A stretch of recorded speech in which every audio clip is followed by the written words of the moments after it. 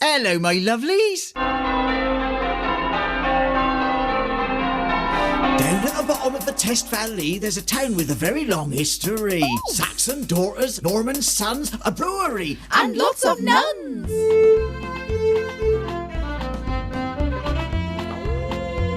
The Test was a tribal hunting ground, but Neolithics stuck around. Up the hill their buildings set, because they didn't want to get their assets wet. Up the hill their buildings set, because they didn't want to get their assets wet. Romans, Brits and Viking raiders. Then we got the Dane invaders. Old King Alfred whooped their ass. And Romsey got a load of cash. Old King Alfred whooped their ass and Romsey got a load of cash. Brand new abbey, built it large. All this time the girls were in charge. If you was gentry, rich and cool. This is where your daughters came to school.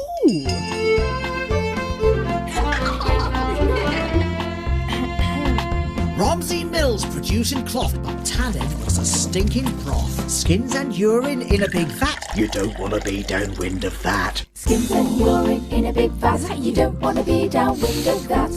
The nunnery. The nunnery went into decline. Black Death 1349. The nuns kicked out of the abbey grounds. And the parish bought it for £100. The nuns kicked out of the abbey grounds and the parish bought it for £100.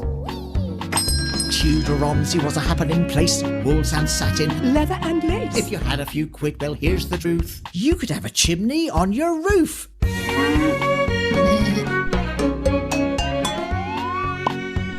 Well, it was in the Civil War, year of 1644. Oliver Cromwell was the baddie who made those holes in Romsey Abbey. Oliver Cromwell was the baddie who made those holes in Romsey Abbey. New Georgian roads were all around. Romsey became a coaching town. The Bell, the Dolphin and the White Horse. And where's the knocking shop? Tea Court. The Bell, the Dolphin and the White Horse and the knocking shop is down Tea Court. Hello, darling. A cut and shave at the barber's shop, but that's not where his service stops. Bleaching and bloodletting action, drain your boils and tooth extraction.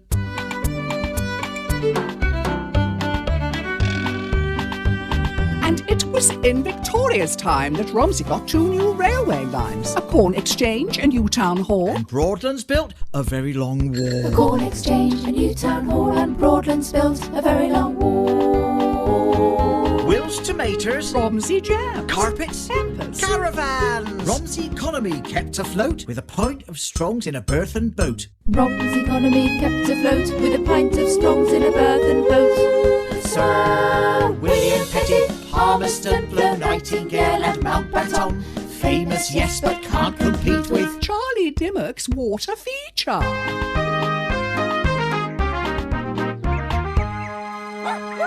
the prettiest little market town. Prettiest little market town. 1,000 houses all around. 1,000 houses all around. Life in Romsey, we applaud it. Life in Romsey, we applaud it. If you're rich and can afford it. If you're rich and can afford it. Down at the bottom of the Test Valley, there's a town with a very long history. Saxon daughters, Norman sons, a brewery, and lots of nuns.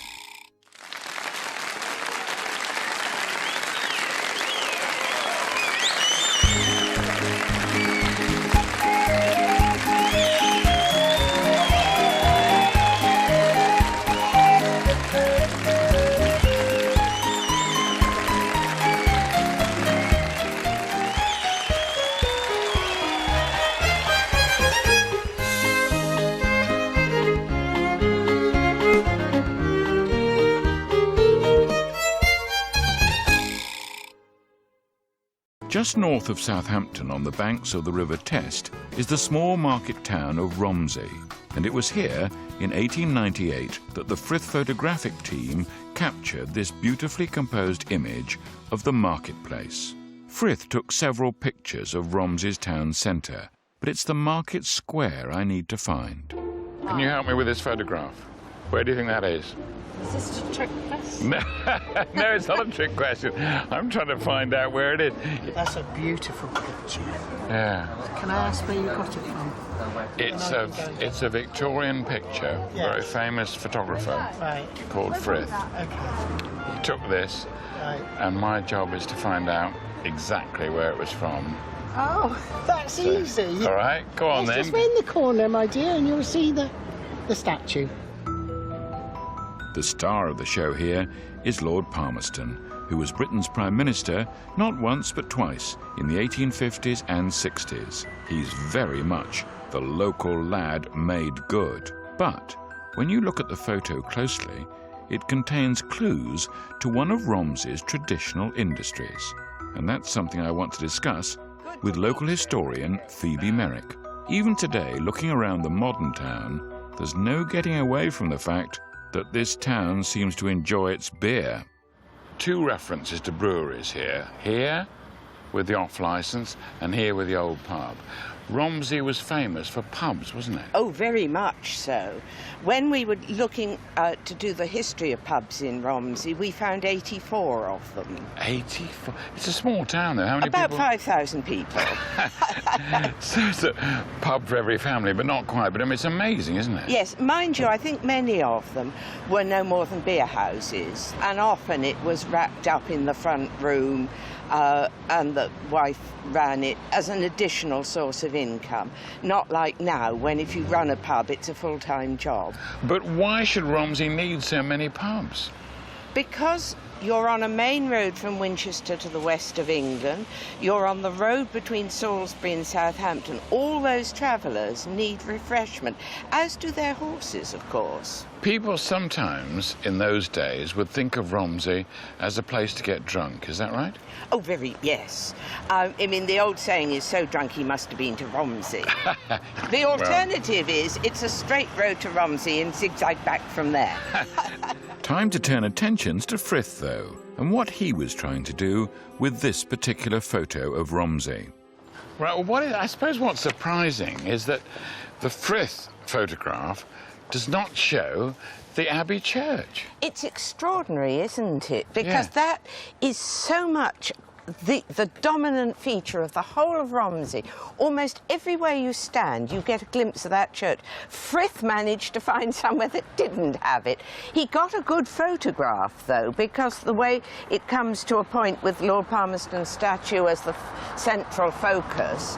But nonetheless, to get a photograph from anywhere in Romsey without a glimpse of the Abbey Church is quite hard work.